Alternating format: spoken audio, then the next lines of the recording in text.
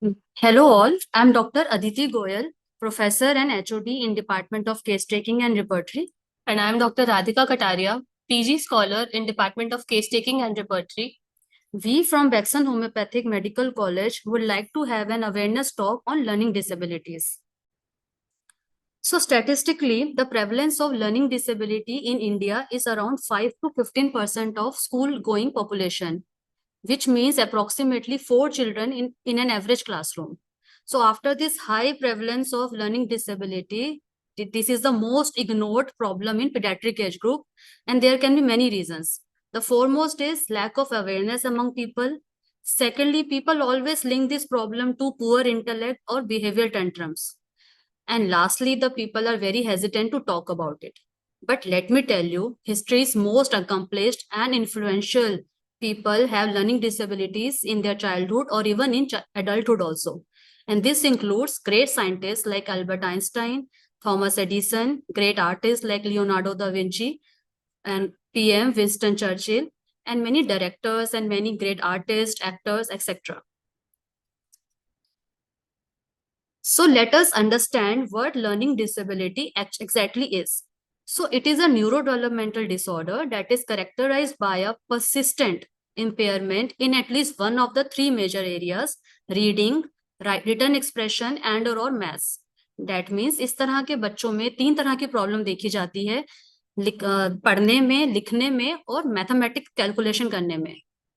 इस तरह के बच्चों में इन सब चीजों के साथ साथ उनकी वोकेबलरी बहुत पुअर होती है, स्पेलिंग उनके बहुत पुअर होते हैं, रीजनिंग पावर और इंफॉर्मेशन को ऑर्गेनाइज करने की स्किल बहुत पुअर होती है। What is the science behind learning disabilities?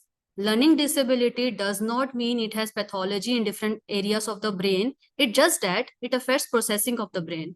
मतलब अगर आप इस तरह के बच्चों में एमआरआई करा के देखेंगे तो एमआरआई में आपको कोई फाइंडिंग नहीं मिलेगी. Some areas of the brain get less stimulated when cognitive processing of language is taken place. It includes recognition, understanding, storing and retrieval of information. Learning disabilities are not due to any kind of mental retardation, mental impairment, sensory deficit, hearing or visual, motor deficits, or due to emotional or environmental causes. In LD, this connectivity between different parts of the brain is gone haywire, leading to ineffective processing and difficulties in learning or cognitive tasks. It seems like wiring around the brain circuit get loose and connected to wrong place, which finally misfires. सो इस तरह के जो बच्चे होते हैं उनमें आपको कभी मेंटल रिटार्डेशन या आईक्यू लेवल में प्रॉब्लम नहीं मिलेगी, कोई भी उनमें सुनने की या देखने की क्षमता में प्रॉब्लम नहीं होगी, कोई मोटर डेफिसिट नहीं होंगे. कुछ ये प्रॉब्लम कभी भी इमोशनल या इन्वायरमेंटल कॉजेस की वजह से भी नहीं होती. इसमें सिर्फ इतना होता है कि जो इन्फॉर्मेशन है वो एक पर्सन जो है वो उसको डिफरेंटली परसीव कर रहा है. एक बच्चा जिसको लर्निंग डिसेबिलिटी है वो इन्फॉर्मेशन को समझ पाता है, सुन पाता है, देख पाता है, लेकिन उसको डिफरेंटली परसीव करता है. So the main problem in learning disorder is it limits the brain ability to store, to process, produce or even retrieve information, which in turn affects any person's ability to learn, to speak, to talk, to write or to listen or to do mathematics. Two common risk factors होते हैं जैसे कि genetic, ये family history positive मिलती है इसके अंदर, या कंप्लेंट्स ड्यूरिंग एंटीनेटल और postnatal development just like anomalies, exposure to toxins or infections, etc. during prolonged labor. मतलब बच्चे के समय से पहले प्रेगनेंसी के समय या बच्चे के जन्म के दौरान लेबर में या पोस्टनेटल बच्चे के जन्म के बाद कुछ भी एनोमलीज हैं या एक्सपोजर है इन्फेक्शंस का, इसकी वजह से ये प्रॉब्लम हो सकती है. Now let us understand about the types of learning disorders. Learning disorders के काफी टाइप्स होते हैं. जो सबसे कॉमनली मिलता है वो है reading disability, that is dyslexia, writing disorder और dysgraphia, math disorder, dyscalculia, non verbal learning disability जिसमें बच्चे का फाइन मोटर स्किल्स या फिर स्पेशल कोऑर्डिनेशन में प्रॉब्लम होती है, sensory integration disorder which is also called dyspraxia, इसमें clumsiness and poor hand eye coordination होता है, dysphagia and aphasia which is difficulty with the speech, then auditory processing disorder and visual processing disorder. Now let us understand the three most basic and the most commonly found types of learning disabilities. Starting with dyslexia. Dyslexia is the most common learning disabilities. इसमें बच्चे को reading में difficulty होती है, speech में difficulty होती है, words को रिलेट करने में, उन्हें आइडेंटिफाई करने में या डिकोड करने में डिफिकल्टी होती है. Dyslexia signs are very difficult to recognise जब तक बच्चा स्कूल जाना शुरू ना करे। जब टीचर फर्स्ट टाइम बच्चे में ऐसे कोई इंडिकेशंस देखती है तभी डिसलेक्सिया को आइडेंटिफाई किया जा सकता है। अब डिसलेक्सिया के कुछ साइंस एंड सिम्टम्स हैं जो हमें डिफरेंट एज ग्रुप्स में मिल सकते हैं, which is young children, school going children and teens and adults. तो सबसे पहले बच्चा late in learning to talk होगा। डिफरेंट वर्ड्स को उसको ग्रास्प करने में डिफिकल्टी आएगी। देर आर वर्ड्स जिसको वो स्लोली बोलेगा, वो कुछ वर्ड्स बोलेगा तो रिवर्स कर देगा, या सिमिलर साउंडिंग वर्ड्स जैसे बैट या बैड इनमें कंफ्यूज करेगा। बच्चे को नर्सरी राइम्स याद करने में डिफिकल्टी आएगी। वो अपने एज के बिलो द स्टैंडर्ड परफॉर्म करेगा। अल्फाबेट्स को कंफ्यूज करेगा, कई बार उन्हें रिवर्स कर देगा या दो वर्ड्स को ज्वाइन कर देगा। स्पेलिंग्स पुअर होंगे, मिस प्रोनाउंस होगा और लिखने में भी प्रॉब्लम आएगी।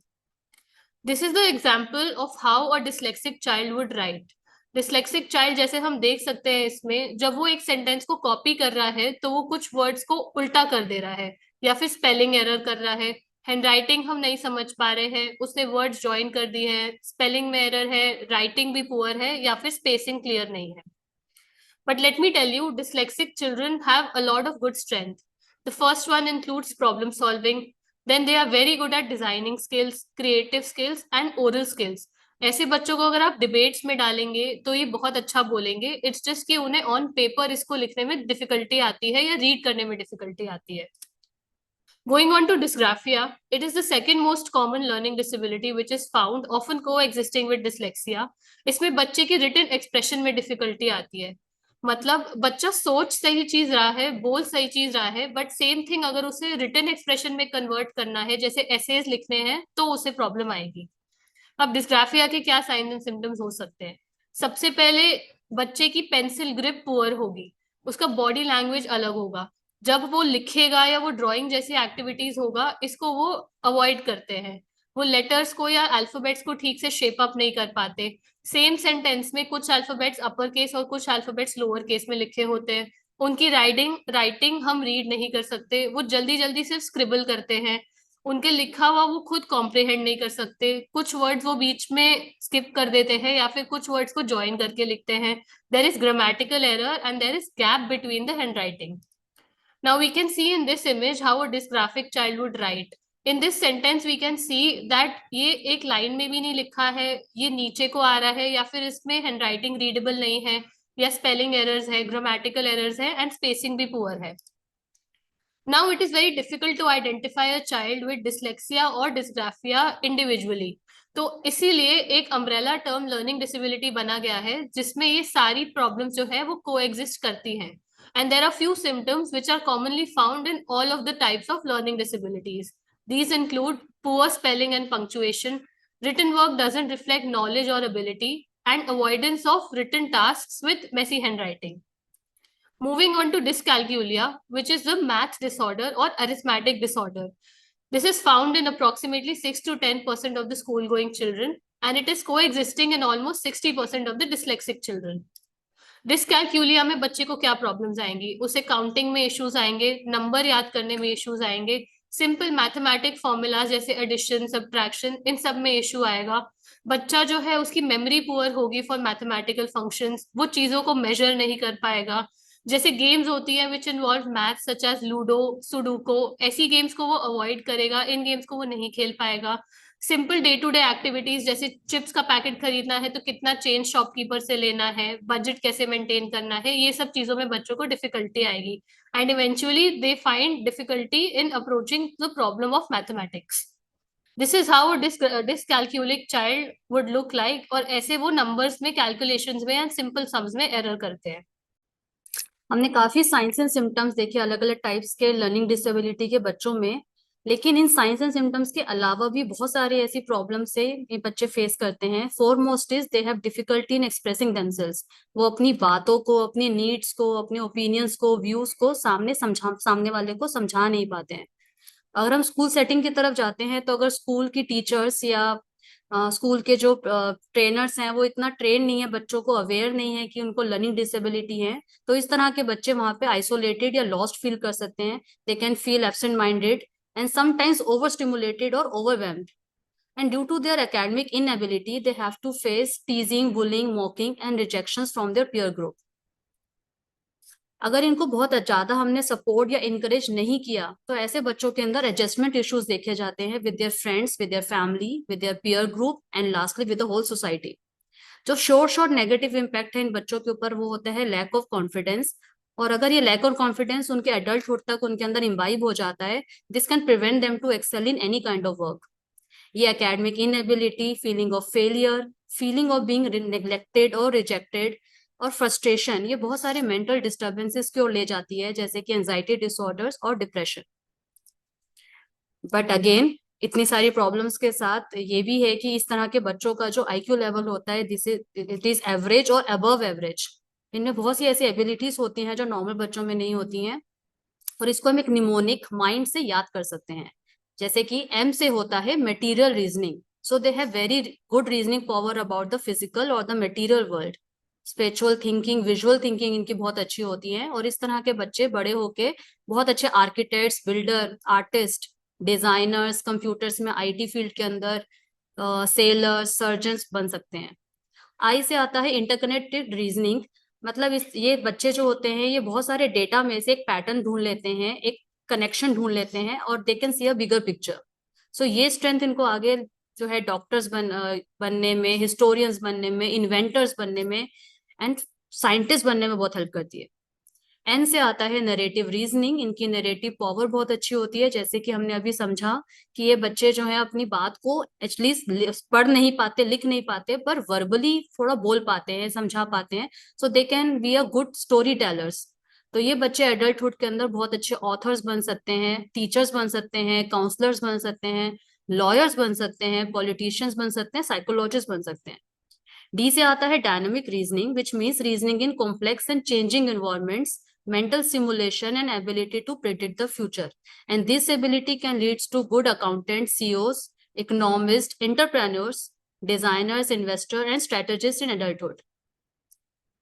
So the conclusion after learning all this, the conclusion is a learning disability is not indicative of lower intelligence. In fact, people who have a learning disability are often very intelligent, और जो उनकी processing power है, जो वो चीजों को अलग नजरिए से देखते हैं, this can sometimes obscure their intelligence, but their IQ is very good. So what to do if your child show sign of a learning disability? हमें करना क्या चाहिए? सबसे पहले हमें बच्चे की क्लास टीचर से बात करनी चाहिए, स्कूल में जाके उसकी असेसमेंट देखनी चाहिए, टेस्टिंग करनी चाहिए, परफॉर्मेंस का रिव्यू लेना चाहिए। Then go for academic testing and assessment of the child. This include IQ testing, उसको एक्सक्लूड करना है, and other diagnostic test for learning disabilities. Then go for medical history, बच्चे की हमें पूरी पर्सनल और फैमिली हिस्ट्री ट्रेस करनी चाहिए। एंड लास्टली फिजिकल और न्यूरोलॉजिकल एग्जामिनेशन करनी चाहिए by medical experts to exclude any other cause.